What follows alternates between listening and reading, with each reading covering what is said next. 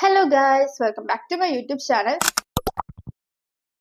അപ്പൊ ഇന്നത്തെ എന്റെ വ്ളോഗ് എന്താന്ന് വെച്ചാല് യൂണിവേഴ്സിറ്റി എക്സാമും നമ്മുടെ ഇന്റേണൽ എക്സാമും എങ്ങനെയാണ് മെയിൻറ്റെയിൻ ചെയ്യുക, ലൈക്ക് ബോത്ത് നമ്മൾ എങ്ങനെ പ്രിപ്പയർ ചെയ്യണം, അങ്ങനത്തെ കുറച്ച് ടിപ്സ് ഒക്കെയാണ് ഇന്നത്തെ വ്ളോഗ്.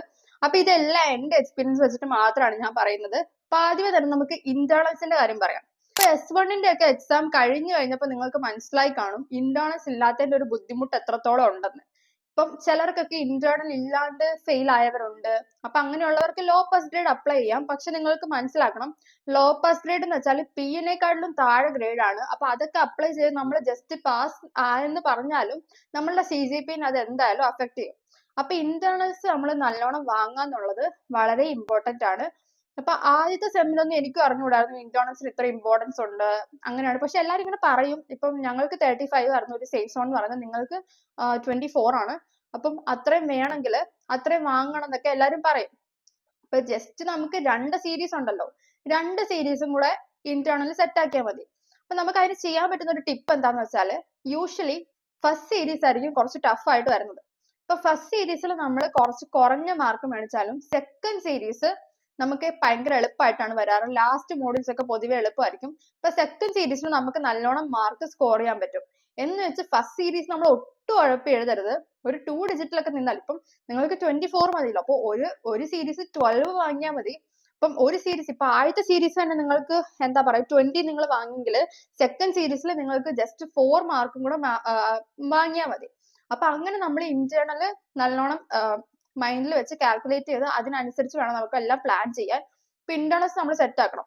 ഇപ്പൊ നമുക്ക് ജസ്റ്റ് 24 മതിയെങ്കിൽ, ഇപ്പൊ ഞാനൊക്കെ അങ്ങനെയായിരുന്നു, 35 എങ്ങനെയും സെറ്റ് ആക്കാനേ നോക്കത്തുള്ളൂ.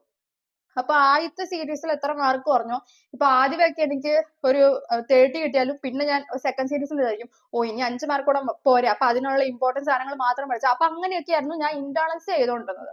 അപ്പൊ ഇന്റേണൽസ് എങ്ങനെയും സെറ്റ് ആക്കി വെച്ച് കഴിഞ്ഞാല് നമുക്ക് യൂണിവേഴ്സിറ്റിയിൽ ഒരു തോട്ട് എന്തായാലും വരും, എന്താ നമുക്ക് ഇന്റേണൽസ് ഇത്ര ഒരു സേഫ് പൊസിഷൻ ഉണ്ട്. അത് ഞാൻ കുറെ പ്രാവശ്യം ഡയലോഗ് നിങ്ങളുടെ അടുത്ത് പറഞ്ഞിട്ടുണ്ട്. ഇന്റേണൽസ് ഇപ്പൊ നിങ്ങൾക്ക് 24 ആണ്, യൂണിവേഴ്സിറ്റി എക്സാമിന് 26 ആണ് നിങ്ങൾക്ക് വേണ്ടത്. യൂണിവേഴ്സിറ്റി എക്സാമിന് 26 കിട്ടാൻ ഭയങ്കര എളുപ്പമാണ്. കാരണം നോക്കുന്ന ടീച്ചേഴ്സ് ഒരു മെജോറിറ്റി ആൾക്കാരും എന്തെങ്കിലുമൊക്കെ നമ്മൾ എഴുതിയിട്ടുണ്ടെങ്കിൽ 26 ആക്കി തരാറുണ്ട്. പക്ഷെ 27 എന്നുള്ള ഒരു സംഭവം കിട്ടാൻ ഇച്ചിരി ബുദ്ധിമുട്ടാണ്.